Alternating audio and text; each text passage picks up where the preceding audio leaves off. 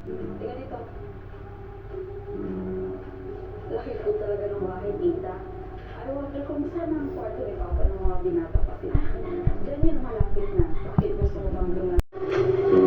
Nakikita mo ba ako? Sumagot ka, nakikita mo ba ako? Ano ba?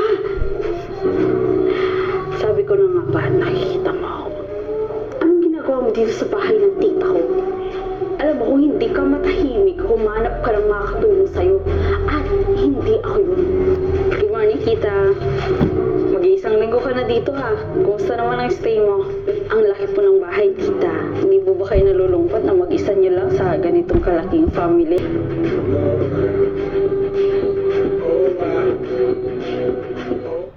Ano na ulit pangalan ng jowa mo, bes? Bakit? Ang green flag niya kasi. Tingnan mo, ini-spoil ka niya sa mga bagay na gusto mo. Tsaka, tinuturing ka rin niyang dad. Sinabi mo. Oo. Para sa kanya daw. Grabe, full load kami.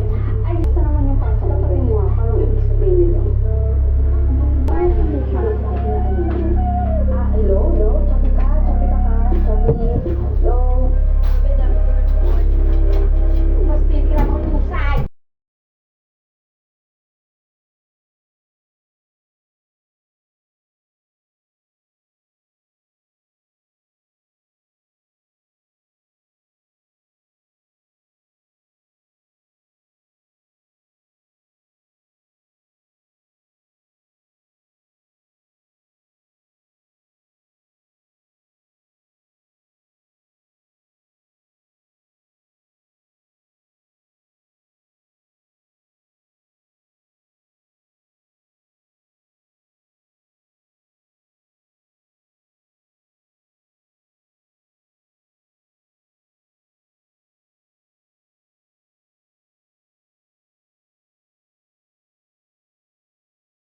Kumain ka na.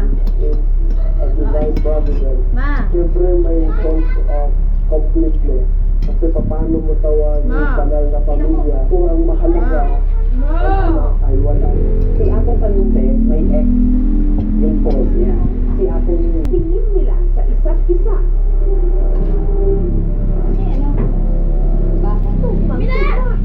No? Yung pagkakahukay ng mga ex.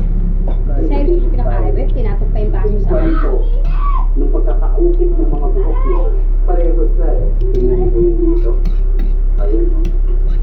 So, ang kailangan yung pinagitan ako. Kaya po ang bansa mo. Very, very hard craft.